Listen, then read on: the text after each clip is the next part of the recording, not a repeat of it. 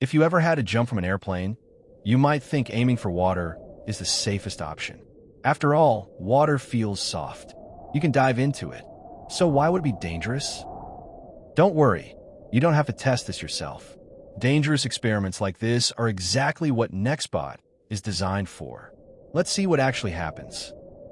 From thousands of feet above the ground, everything looks slow and calm.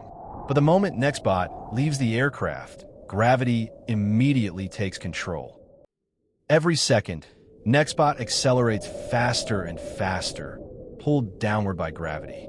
There's no way to slow down, only air resistance pushing back. Within seconds, air resistance balances gravity.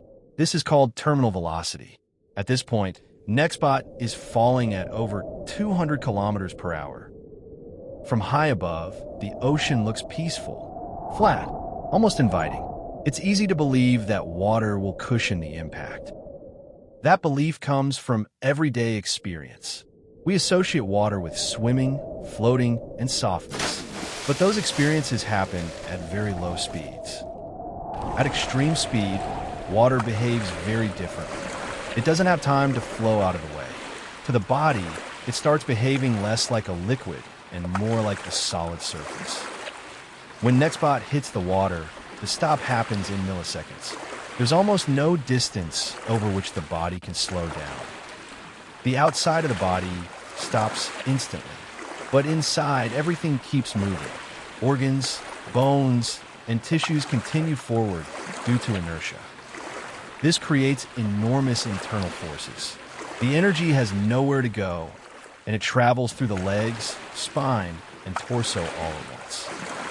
At this speed, the forces involved are comparable to hitting concrete. The danger isn't the water itself. It's how suddenly the body is forced to stop. Survival depends on how quickly your body is forced to stop. The faster the stop happens, the higher the forces become. When the body decelerates over a very short distance, all that energy has to be absorbed almost instantly.